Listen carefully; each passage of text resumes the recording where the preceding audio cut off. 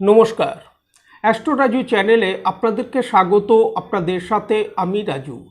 আলোচনা করব এপ্রিল 2024 ধনু রাশির ওপর কী ধরনের প্রভাব আসতে পারে। রাশিফল অনুষ্ঠানে এপ্রিল 2024 আপনাদের শরীর স্বাস্থ্য, আর্থিক স্থিতি, কর্মক্ষেত্র, ব্যবসা বাণিজ্য, এডুকেশন, দাম্পত্য জীবন, প্রেম, প্রণয় সমস্ত বিষয়কে নিয়ে এক এক করে আলোচনা করব আজকের এই অনুষ্ঠানে। সাথে এপ্রিল মাসের রেসপেক্টে আপনাদের রাশি সাপেক্ষে কিছু গুরুত্বপূর্ণ ডেট তা নিয়েও আলোচনা করব এবং ভিডিও শেষে কিছু প্রতিকারকে নিয়েও আলোচনা করব আজকের এই অনুষ্ঠানে।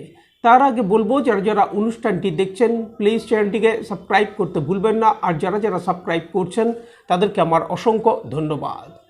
এপ্রিল মাসের শুরুতে আপনাদের রাশি সাপেক্ষে গ্রহেদের যে অবস্থান থাকতে দেখা যাচ্ছে, রাশির অধিপতি বৃহস্পতিকে পঞ্চমভাবে মেষ রাশিতে বুধের সাথে অবস্থান করতে দেখা যাচ্ছে।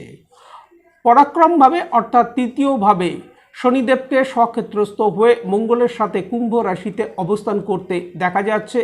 চতুর্থভাবে মীন রাশিতে শুক্র, রাহু এবং রবিকে অবস্থান করতে দেখা যাচ্ছে। দশমভাবে কন্যা রাশিতে কেতুকে অবস্থান করতে দেখা যাচ্ছে। 14ই এপ্রিল রবি গোচরে মীন রাশি থেকে মেষ রাশিতে প্রবেশ করবে এবং উচ্চস্থ হবে। 23শে এপ্রিল মঙ্গল কুম্ভ রাশি থেকে মীন রাশিতে প্রবেশ করবে। 25শে এপ্রিল শুক্র গোচরে মীন রাশি থেকে মেষ রাশিতে প্রবেশ করবে। 2রা এপ্রিল বুধ বক্রী হবে। 9ই এপ্রিল বুধ বক্রী অবস্থায় পিছিয়ে যাবে। সৌরমণ্ডলে এপ্রিল মাসে গ্রহেদের এই যে গোচরগত অবস্থান তৈরি হতে দেখা যাচ্ছে, তার উপর ভিত্তি করে এই আলোচনা, যার কিছু কিছু প্রভাব আপনাদের রাশির ওপর আসতে দেখা যেতে পারে। প্রথমে শরীর স্বাস্থ্যকে নিয়ে আলোচনা করব।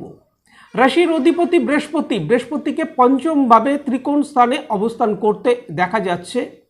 বৃহস্পতিকে বুধের সাথে যুতি করে অবস্থান করতে দেখা যাচ্ছে। 2রা এপ্রিল বুধ বক্রী হবে।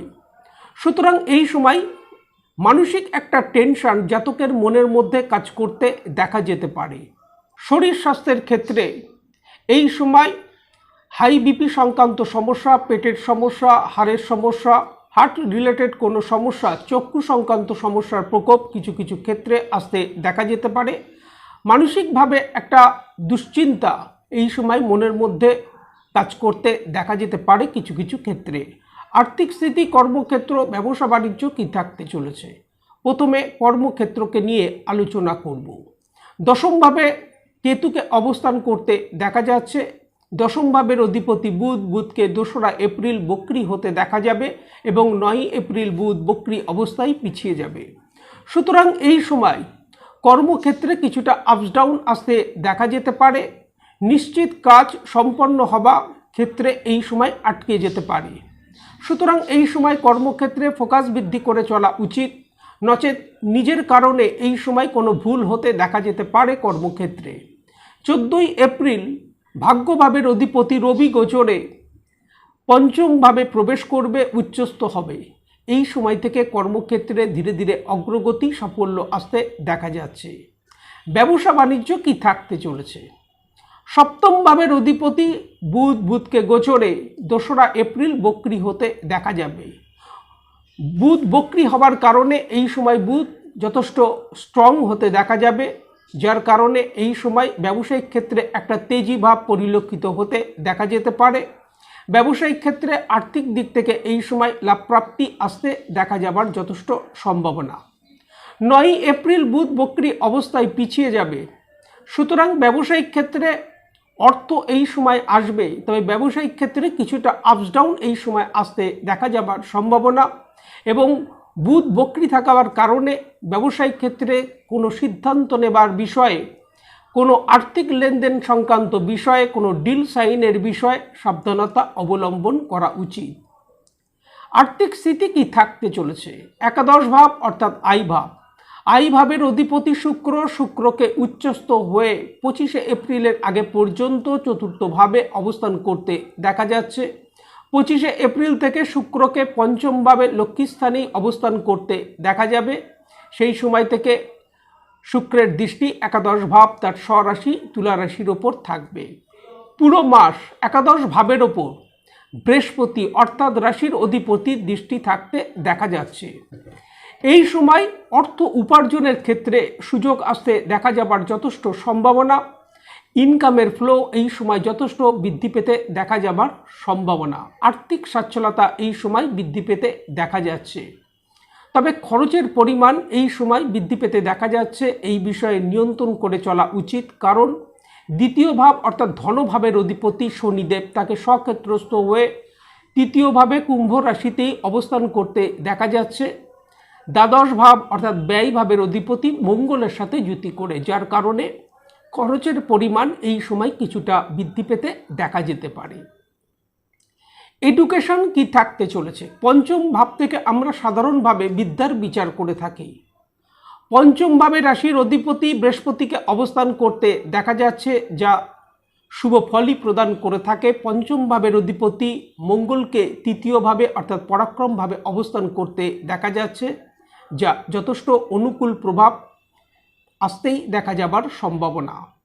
তবে বিদ্যার কারক বুধকে পঞ্চম ভাবে বক্রী হতে দেখা যাবে। 9 এপ্রিল বুধ বক্রী অবস্থায় পিছিয়ে আসবে। বিদ্যার্থীদের বিদ্যাক্ষেত্রে এই সময় মানসিক স্থিরতার একটা অভাব আসতে দেখা যেতে পারে এবং বিদ্যাক্ষেত্রে একাগ্রতা এই সময় কমে যেতে পারে। সুতরাং এই সময় বিদ্যাক্ষেত্রে ফোকাস বৃদ্ধি করা উচিত এবং বিদ্যাক্ষেত্রে এই সময় পরিশ্রম বৃদ্ধি করা উচিত। দাম্পত্য জীবন কি থাকতে চলেছে? সপ্তম ভাব থেকে আমরা সাধারণভাবে দাম্পত্য জীবনের বিচার করে থাকি। সপ্তম ভাবের অধিপতি বুধকে গোচরে 2রা এপ্রিল বক্রী হতে দেখা যাবে। সপ্তম ভাবের অধিপতি গোচরে বক্রী হবার কারণে এই সময় দাম্পত্য জীবনে পার্টনারের শরীর স্বাস্থ্য বিষয়ে খেয়াল রাখা উচিত এবং বুধ বক্রী অবস্থায় 9 এপ্রিল পিছিয়ে যাবে, যার কারণে দাম্পত্য জীবনে ছোট ছোট বিষয়ে মত পার্থক্য আসতে দেখা যেতে পারে কিছু কিছু ক্ষেত্রে, এবং ইগো এই জাতীয় সমস্যা কিছু কিছু ক্ষেত্রে আসতে দেখা যেতে পারে। প্রেম প্রণয়ের ক্ষেত্রে এই সময় একে অপরের প্রতি আস্থা বৃদ্ধি করে চলা উচিত। যে কোনো ধরনের ভুল বুঝাবুঝি থেকে নিজেদেরকে বিরত রাখা উচিত, কারণ পঞ্চম ভাবে রাশির অধিপতি বৃহস্পতিকে অবস্থান করতে দেখা যাচ্ছে। বৃহস্পতিকে বুধের সাথে যুতি করে অবস্থান করতে দেখা যাচ্ছে।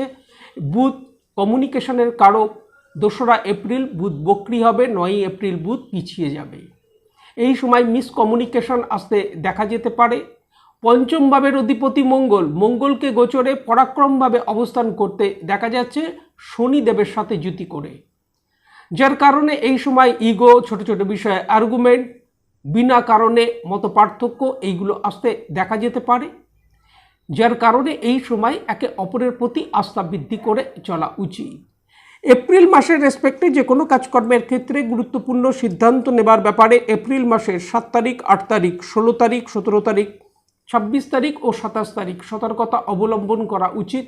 সাথে এই ডেটগুলির ক্ষেত্রে যে কোনো ধরনের তর্ক বিতর্ক থেকে নিজেদেরকে দূরে রাখা উচিত।